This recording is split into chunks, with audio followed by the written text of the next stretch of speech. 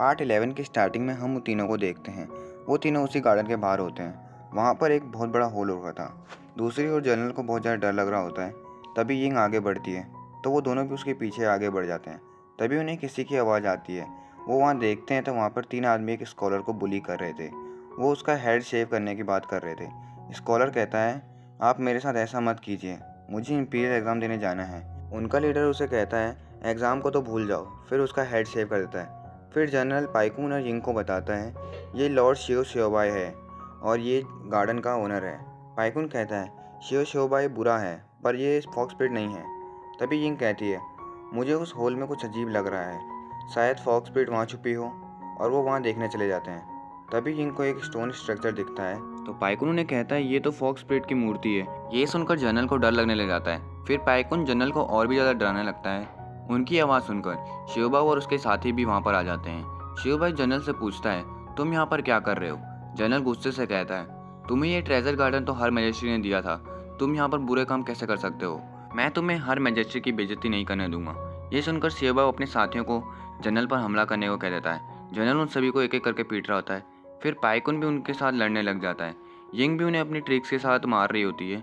फिर शियोबाई खुद जनरल से लड़ने आ जाता है और दोनों एक दूसरे को मार रहे होते हैं। फिर पाइकून और यिंग ऊपर एक लकड़ी पर बैठकर उनकी फाइट देख रहे होते हैं। सीन चेंज होता है, हमें हर मैजेस्ट्री का मेंशन दिखाते हैं। जनरल हर मैजेस्ट्री को कहता है कि शियोबाई ने स्कॉलर को पकड़कर ट्रेजर गार्डन में छुपा रखा था और इसने फॉक्स स्पिरिट की मूर्ति भी बनाई है। तो शियोबाई अपनी सफाई में उन्हें कहता है कि मैंने ये मूर्ति हर मैजेस्ट्री के लिए बनवाई थी।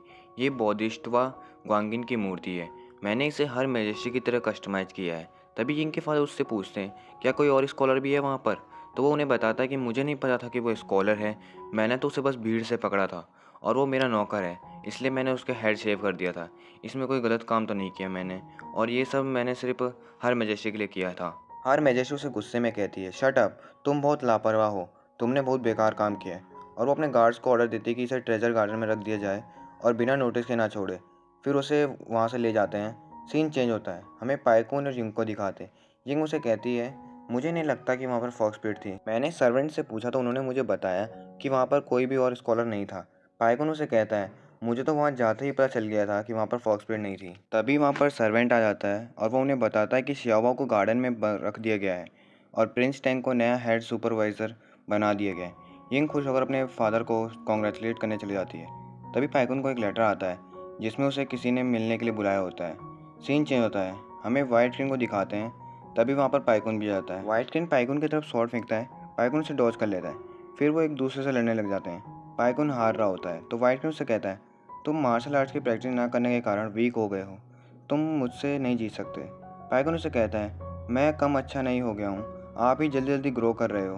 फिर वाइट क्वीन उसे बताता है कि मेपल लीफ एक एजेंट है जो कि रॉयल कोर्ट के प्रिंसेस टैपिंग की जासूसी कर रहा था, इसलिए मैंने उसे मार दिया। पाइकून उसे कहता है, बस तुमने मुझे ये बताने के लिए यहाँ बुलाया?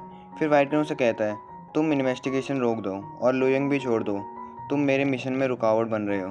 पाइकून उसे कहता है, मैं यहाँ अपने टीचर और चुन क्यून क्लैन के काम को ख़त्म करने आया हूँ। मेरे टीचर ने मुझे सेव करने के लिए अपनी टांग गंवा दी थी, इसलिए मैं उनका कर्जदार हूँ। वाइट क्वीन कहता है, मैंने ये एक्सपेक्ट नहीं किया था कि तुम जाने के बाद माउंटेन क्लैन में शामिल हो जाओगे।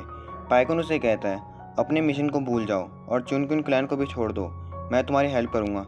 ये सुनकर उसे गुस्सा आता है और वो फिर से उस पर अटैक करने लग जाता है और फिर से वो दोनों लड़ने लग जाते हैं। पाइकून उसे बीट कर देता है और उसके गर्दन पर अपना वेपन रखकर कहता है, मैं भी तुम्हें मारूंगा नहीं, क्योंकि मुझे तुम्हारी ज़रूरत है क्वीन कोई क्लैन के साथ डील करने के लिए। ये सब दूर से फॉक्स स्पिरिट भी देख रही होती है। फिर सीन चेंज होता है, पाइकून सो रहा होता है। तभी वहाँ पर यिंग भी आ जाती है। सर्वेंट उसे रोकने की कोशिश करता है पर वो नहीं रुकती और पाइकून से पूछती है कि आप कल रात मुझे अपने साथ फॉक्स स्पिरिट को पकड़ने के लिए क्यों नहीं लेके गए? आपको क्या लगता है मैं अच्छी नहीं हूँ? पाइकून कहता है, मुझे कुछ भी याद नहीं है। यिंग सर्वेंट को बताने को कहती है। वो बताता है, कल रात आप अपने नाश्ता करने के बाद अपनी क्लोथ्स पहनकर बैक डोर से निकल गए।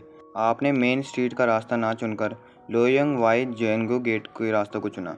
आधी रात हो गई थी इसलिए मैं वापस आ गया। मिस्टर पाई, मुझे ब्लेम मत करना, मुझे यिंग ने फोर्स किया है। पर पाइकून कहता है, अभी मुझे थोड़ा और सोने दो। यिंग को गुस्सा आता है तो वो उसका कंबल फेंकती है। वो देखती है कि पाइकून ने बिल्कुल भी कपड़े नहीं पहने थे और वो वहाँ से चिल्लाकर भाग जाती है।